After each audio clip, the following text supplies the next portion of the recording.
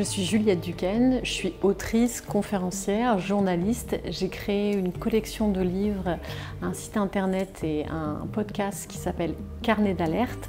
Je l'ai créé en 2016, je l'ai co-créé avec Pierre Rabhi, qui était agroécologiste paysan, qui est décédé il y a à peu près 1 an et demi. Le principe de cette collection de livres et de carnet d'alerte, c'est d'essayer d'informer sur des sujets qui nous paraissaient essentiels et qui ne faisaient pas la une des journaux, et d'essayer d'aborder les sujets cruciaux d'un point de vue global. Moi, j'enquête à chaque fois pendant plus d'1 an pour chacun de mes ouvrages. J'interroge plus de 80 personnes. Ça va de chercheurs, des associations, des politiques, des acteurs de la société civile, des agriculteurs. Je viens au festival, je suis marraine du festival, j'en suis ravie. Je suis ravie de pouvoir sensibiliser les personnes sur ces thématiques-là. Je l'ai fait avant, j'ai travaillé pour la télé sous forme de reportage. Je le fais aujourd'hui plus sous forme de conférences, de livres et de podcasts. Et je clôturerai ce festival le 1er octobre, après la remise du Grand Prix,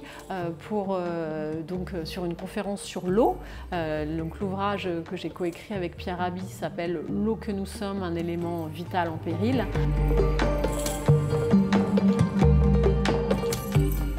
La conférence du 1er octobre porte le nom du livre, hein, « L'eau que nous sommes, un élément vital en péril ». On l'a appelé, c'est Pierre qui voulait traiter, Pierre Rabhi qui voulait traiter de cette thématique de l'eau. Lui, il a grandi dans l'Algérie, dans un désert, et vous connaissez le côté précieux de cet élément vital. Et nous sommes faits d'eau, en fait, hein, notre corps est en grande partie fait d'eau. C'est un sujet qui nous divise énormément aujourd'hui, mais qui peut aussi nous unir si on veut le gérer différemment et de façon plus collective.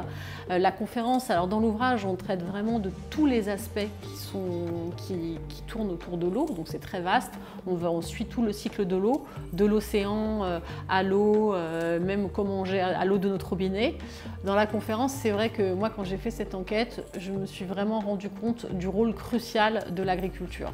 C'est un rôle crucial sur l'eau, parce que c'est le premier consommateur d'eau et c'est le premier pollueur de l'eau. Alors il ne s'agit pas du tout, ce ne sera pas du tout l'objet de cette conférence d'accuser les agriculteurs, mais de remettre en cause un système qui a été mis en place après la Seconde Guerre mondiale et qui continue d'être aujourd'hui soutenu.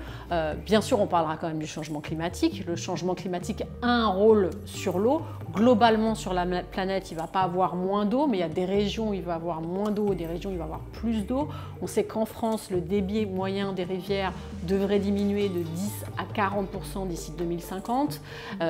Et le problème, c'est qu'aujourd'hui, on pose parfois mal le changement climatique dans le débat médiatique, parce qu'on dit à cause du changement climatique, il y a des régions où il y a moins d'eau, donc il faut trouver de nouvelles ressources en eau, au lieu de dire il faut réduire notre consommation en eau. Donc on va démêler tout ça lors de cette conférence, mettre en avant les fausses bonnes solutions. Il y a beaucoup de fausses bonnes solutions qui sont données aujourd'hui, les bonnes solutions aussi, qu'est-ce qu'on peut faire pour préserver l'eau. Et on terminera sur ce point que j'ai évoqué tout à l'heure, sur l'aspect l'eau nous divise aujourd'hui. On parle de guerre de l'eau en France avec les bassines, de guerre de l'eau dans le monde entre différents pays, mais l'eau, ça peut aussi nous unir, et j'ai des exemples concrets dans l'ouvrage, et j'en parlerai pendant la conférence, d'endroits où l'eau a pu unir aussi les différents acteurs d'un territoire, et ça peut même être une possibilité d'expérimenter d'autres façons de faire de la démocratie, d'une façon plus ancrée sur le territoire, de façon plus directe. Donc l'eau, ça peut être aussi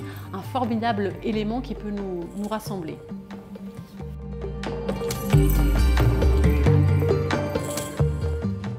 Moi, j'ai commencé ce métier il y a presque 20 ans, j'avais 24 ans et j'ai grandi en région parisienne. Donc moi, au départ, j'étais beaucoup plus sensible. Il y a 20 ans, on parlait moins d'écologie, j'étais beaucoup plus sensible aux inégalités, aux sujets qui étaient plus en lien avec la société. J'ai beaucoup travaillé dans les différentes régions de France, et c'est en faisant mes enquêtes que je me suis rendu compte du rôle crucial de l'agriculture et de l'alimentation dans notre société, du rôle fondateur, structurant, que je me rends compte encore plus aujourd'hui dans mes différents différents ouvrages.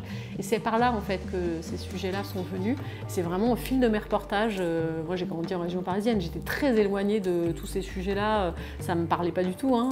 C'est vraiment en faisant, j'ai traité plusieurs fois le salon de l'agriculture et tout ça. Donc j'ai vraiment été dans beaucoup de fermes différentes, bio et aussi des élevages industriels de porc en Bretagne. J'ai vraiment parcouru énormément de lieux en France. Donc c'est cette thématique-là qui m'a sensibilisée. Après j'ai fait beaucoup de sujets sur la surconsommation, sur l'obsolescence programmée dès 2010, hein, donc il y a longtemps, sur aussi tous les méfaits de la malbouffe, beaucoup en 2009, 2010, 2008. Et après j'ai aussi beaucoup traité, et ça c'est un sujet très structurant pour comprendre notre société, j'ai beaucoup traité des excès de la finance pendant la crise des subprimes. Et ça m'a beaucoup permis de comprendre, il y a beaucoup de liens au final entre tous ces sujets-là. Et le sujet des excès de la finance m'a fait comprendre les dérives de notre société, du côté hors sol, du côté le fait que voilà, tout l'argent reste dans cette sphère-là et se déconnecte de l'économie réelle. En plus, j'ai traité notamment, fait plusieurs sujets sur la spéculation des matières premières, notamment du blé qui avait créé les émeutes de la faim en 2011.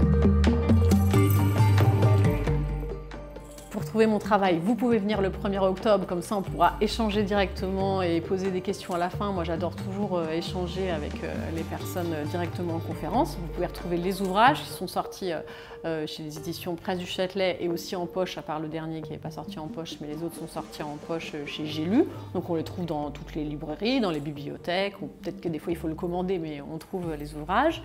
Il y a aussi un site internet, carnet d'alerte, carnet au pluriel, carnetdalerte.fr. Et les saisons, il y a 2 saisons de podcasts qu'on peut retrouver sur toutes les plateformes, sur le site internet Carnet d'alerte. Et j'essaye de mettre aussi quand même des choses un peu sur les réseaux sociaux. Il n'y en a pas tout le temps, mais un petit peu.